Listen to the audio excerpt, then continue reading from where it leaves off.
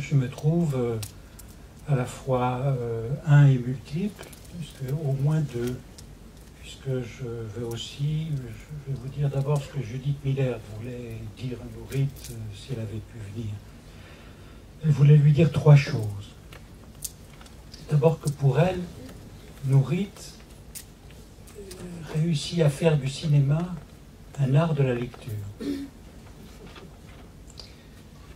Nourrit est une grande lectrice qui lit, comme elle le dit à la fin de son film, les textes fondamentaux. Et à la fois les textes fondamentaux qu'elle poursuit dans son œuvre cinématographique, dans les différents films qui vont être projetés en série grâce à l'initiative des Trois Luxembourg.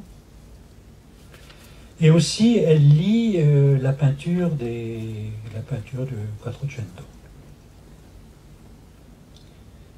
Elle la lit et nous le fait lire dans son film avec une précision, une rigueur qui produit un étrange effet d'enchantement.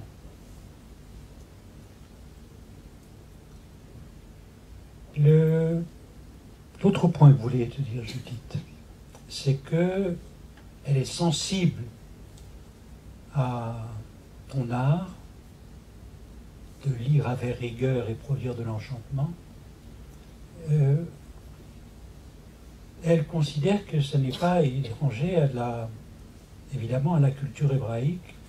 Et au fond, c'est ce que disait son père, Jacques Lacan, qui considérait que essentiellement ce qui définit la culture hébraïque, c'est la lecture. On va voir un peu plus loin, si on peut, ce que ça veut dire.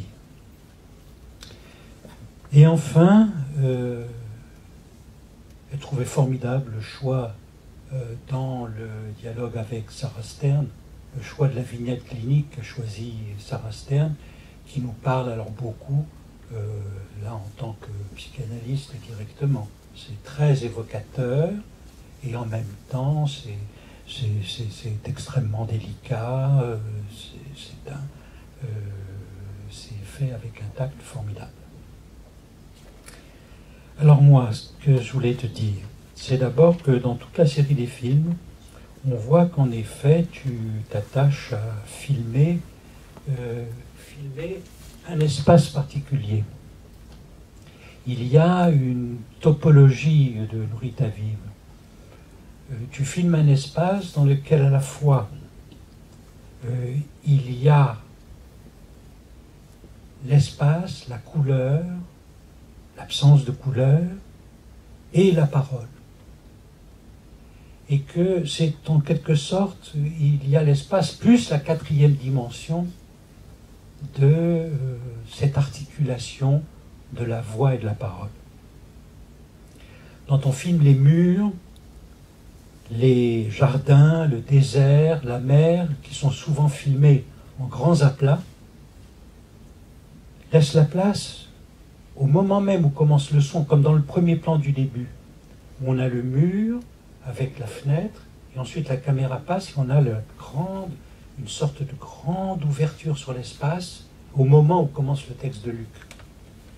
Comme si la parole elle-même était une trouée, comme si elle autorisait la trouée, la profondeur. Loin ce qui serait le faux dialogue qui trop souvent dans le cinéma parlant fait oublier combien la parole troue l'espace.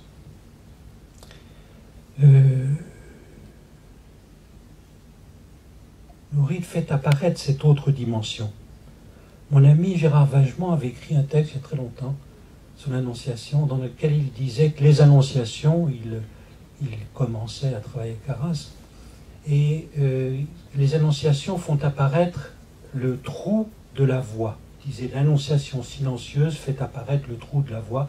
C'est un peu ce que Ruth Miriam Foussi nous dit dans le film. Et au fond, cette autre façon dont tu fais apparaître cette dimension, que je trouve aussi formidable, c'est la façon dont tu représentes pour nous l'incarnation, le mystère de l'incarnation. Le mystère dans la religion catholique, l'incarnation, le don dans la religion juive. Le moment où cette solution, c'est à la fois on a un passage, qui est à la fois passage à la couleur et au silence, en même temps. Et que ça fait une résonance, en effet, entre ces propriétés à la fois de l'espace coloré, de la couleur comme telle qui s'ajoute, et en même temps, on s'aperçoit alors que la présence de la voix qui vient de disparaître, la voix phonique qu'on entendait, est d'autant plus présente. L'opposition, bien sûr, dans le film, aussi dans ces espaces, entre la terre, les éléments fondamentaux, la terre côté Jérusalem et la mer côté Athènes, et résonnent, se renvoient l'un l'autre. Et ce qui est formidable aussi, c'est que tu nous présentes des commentaires singuliers sur l'annonce. Au fond, chacune des femmes est saisie dans un type de singularité. La parole qui les autorise n'est pas une parole d'expert, comme trop souvent dans ces films, quand on commente les textes fondamentaux, on a la succession d'experts qui se mobilisent et on leur coupe la chic plus ou moins rapidement pour faire selon le choix du montage. Voilà. Je l'ai laissé là. Je vais aller. Au fond, on a cette succession. Là, ce qui autorise, de façon surprenante, c'est l'histoire de chacune, de celles qui parlent, qui montrent comment elles ont circulé dans ces différents points, et que tu leur laisses le temps. Tu leur laisses le temps d'à la fois qu'il y ait leurs commentaires et en même temps leur position d'énonciation qui arrive. Une énonciation singulière, quelquefois surprenante, avec des rebondissements que tu nous... Un tour de bonne tour, on n'y voit rien, et paf, on arrive à la surprise finale, mais qui est la singularité de chacune. Alors au fond, c'est sur ce point-là ce que je voulais t'interroger. C'est ce que tu appelles à la fin le renvoi de l'interprétation à l'infini, possible dans les lectures. Ce point-là, est-ce que ça ne peut pas aussi se dire, pas simplement l'infini, mais le 1, puis 1, puis 1, puis 1, puis une. Infini. D'accord, ça me paraît très joli. Et au fond, c'est une des choses qui, en tout cas, nous, comme élèves de Lacan, ce à quoi nous sommes sensibles, c'est que le thème de l'annonciation, chez Lacan, il l'a repris, enfin, chez Freud, c'est peu traité, mais c'est dans un souvenir d'enfance de Léonard de Vinci, où dans ce dédoublement des corps entre Marie et Anne, la mère, on sait que ça a été ce thème tellement traité, c'était au moment des débats sur l'Immaculée Conception vers le XVe siècle. Et que c'est la même question qui est traitée, au fond, dans l'Annonciation de l'Immaculée et le dédoublement du corps si étrange qui est réalisé dans l'œuvre de Léonard. Mais Lacan, lui, l'a repris plus directement. Il s'y est intéressé, surtout pour faire valoir que l'annonciation, ça permettait de dépsychologiser le dialogue. Ou le désymétriser. Quand on parle, il n'y a pas la symétrie du je et du tu. Il y a la présence du langage comme tel. Et c'est ce que dans l'Annonciation témoigne. il n'y a pas de réciprocité. Il y a le langage qui parle, Dieu parle, et la Vierge dit qu'il soit fait selon ta parole. Et donc c'est un espace où il y a une réponse, mais cette réponse n'est pas sur le plan de la réciprocité. En particulier, c'était quand on a choisi ce thème, quand c'était dans un séminaire sur les psychoses, quand il a traité ça vers 55-56, c'est important parce que la France était existentialiste à l'époque. Donc l'existentialisme accentuait au contraire la réciprocité du jeu et du tu. Il fallait débrancher ça. Et pour faire entendre, effectivement, ce qui parle. Alors, le sujet qui parle, il a beaucoup joué sur le fait que, justement, le sujet qui parle dans le langage, on ne peut pas en avoir une idée dans la tradition grecque. On en a une idée dans la tradition juive. C'est parce que celui qui parle, c'est celui qui parle devant le buisson ardent, dit « je suis celui qui suis ». Donc, un être qui n'est défini non pas par rapport à l'être, uniquement par son acte de parole. Et c'est au fond le monde, à partir de cette singularité, qui est le noyau de l'inconscient qui parle. Lui répondre, c'est dire qu'il en soit fait selon ta parole. Savoir que l'on est parlé soi-même.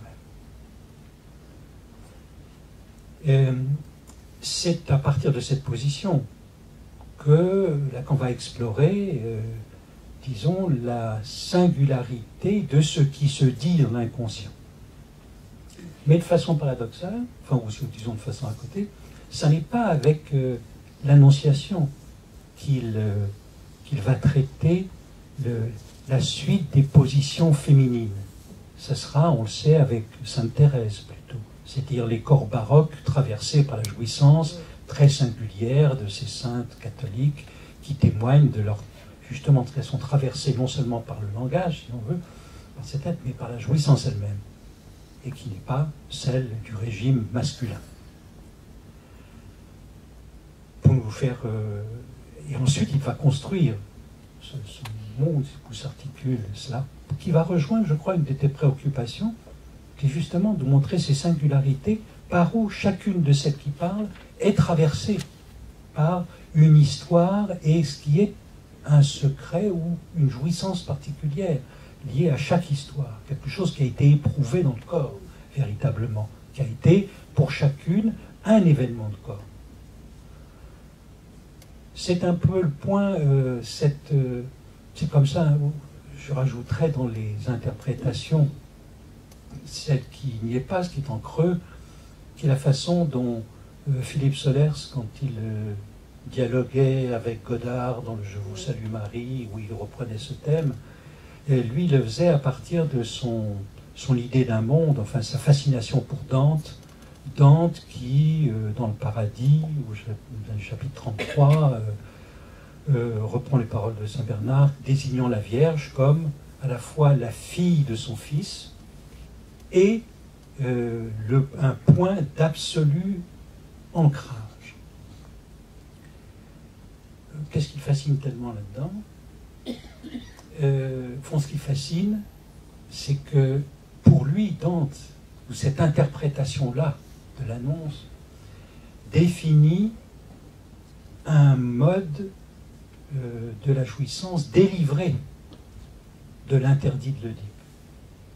C'est pour ça qu'il dit la parole de Bernard, fille de ton fils. Il dit, mais alors, si on regarde ça, il y a presque des traces d'inceste. Et en même temps, point d'absolu ancrage.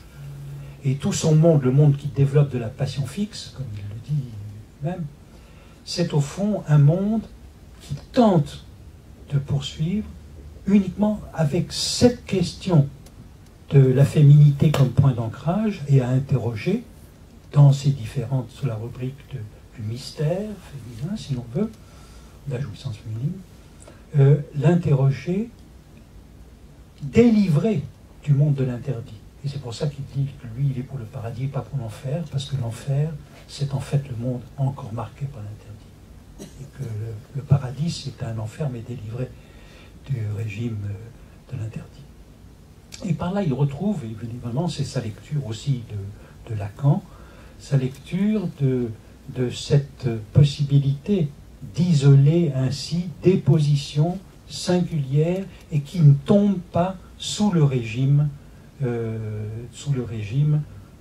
soit universel, soit de l'interdit. Et c'est aussi pour ça qu'il dit, c'est une façon de poursuivre ça, lorsque Lacan dit le juif est un lecteur. Il nous apprend à lire. Parce que c'est une lecture, il ne dit pas le juif est celui qui a introduit le Dieu unique, ou le régime du Dieu unique. Il a fait de grands efforts pour commenter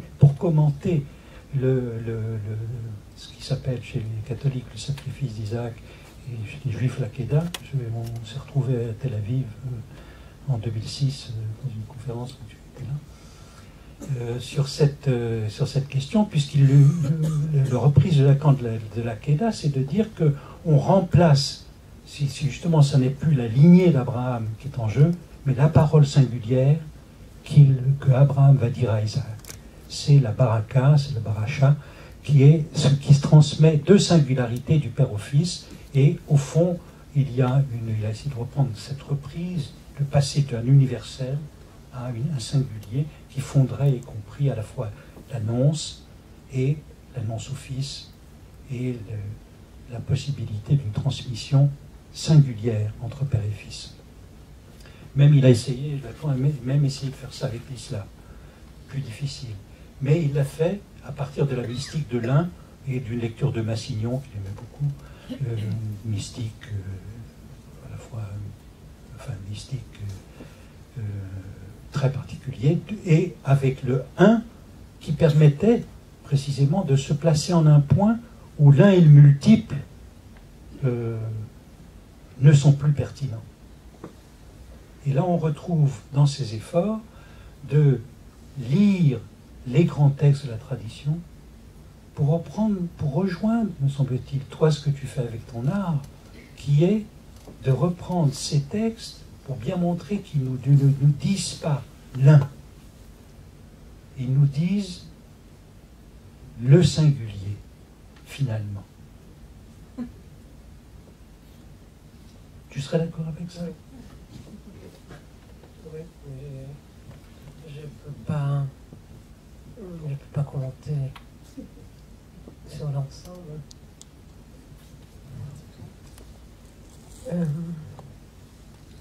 Je ne sais pas pourquoi, mais me vient le côté humoristique, les Witz, quoi.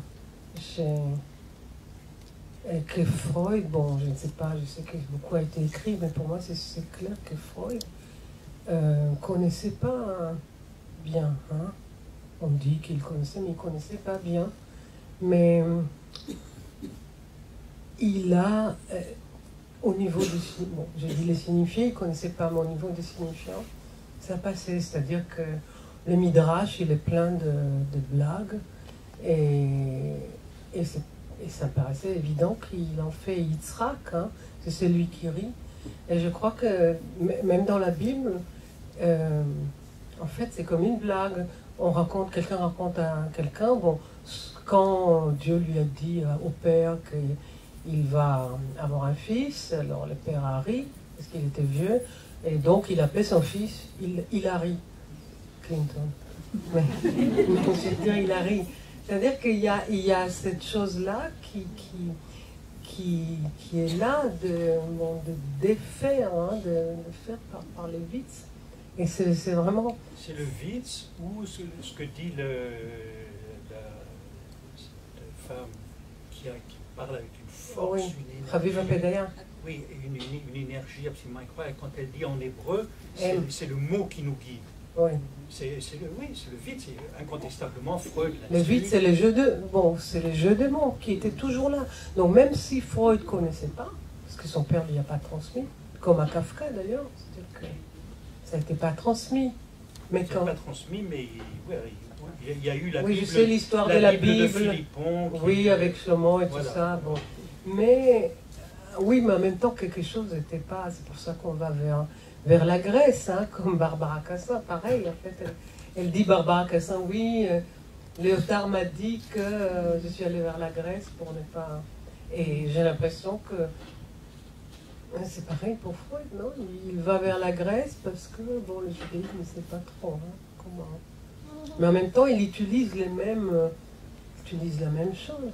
En même temps, Freud, on peut dire, en effet, il a voulu sauver il a quand même voulu sauver le Dieu d'Abraham. D'accord. Il a restitué le Père. Il s'est battu pour faire exister le Père. Oui. Mais Moïse... ce que je trouve avec Moïse... moi, je trouve à un moment... Bon, je pars à autre chose, mais je trouve que Freud n'est pas freudien.